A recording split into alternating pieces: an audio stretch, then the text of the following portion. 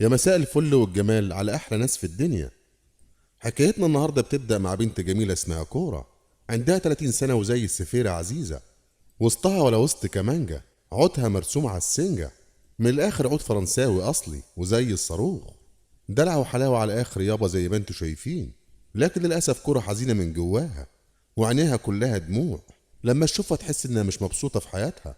وبنعرف إنها متجوزة راجل يوناني غني جدا، عنده حوالي 60 سنة، واسمه السيد نيكي، وحالته المادية حلوة جدا، عنده مطعم صغير وورشة ميكانيكا على الطريق الصحراوي، والدنيا معاه تمام وعشرة على عشرة.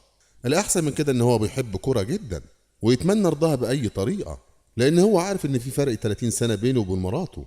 علشان كده نيكي بيتمنى رضاها، وعلى طول نيكي بيحايلها علشان ما تسيبهش وتمشي في يوم من الأيام، لأن هو راجل عجوز قد أبوها وبيحبها جدا، لأن أي واحدة غيرها كانت سابت نيكي ومشت بسبب فرق العمر اللي بينهم، لأنها صغيرة ومحتاجة شاب من سنها يدلعها ويروق عليها.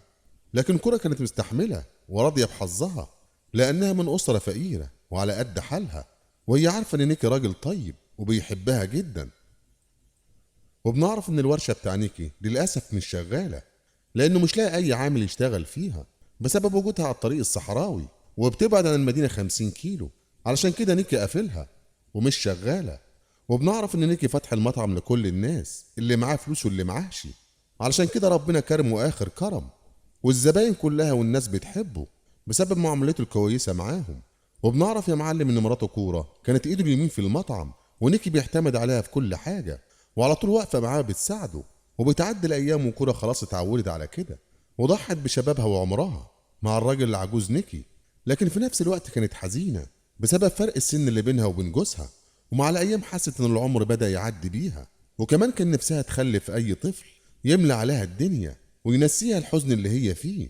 لكن جوزها نيكي عشان كبير في السن، موال الخلفة ما كانش فارق عنده، لكن كورة كان حلمها إن يكون عندها طفل يملى عليها المكان، وكانت محتارة تعمل إيه، تسيب نيكي الراجل العجوز اللي بيحبها واللي بيتمنى رضاها بأي طريقة، ولا تقعد معاه وترضى بحظها.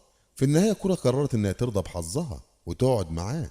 ومع الأيام بدأت تنسى كمان موال الخلفة، وبالرغم إن كورة بنت زي القمر، نيكي كان آخره يهزر ويضحك معاها وبعد كده يسيبها وينام. والبنت كانت حلوة وعاوزة اللي يروق عليها، وكانت فرصها ومن الآخر عاوزة خيال،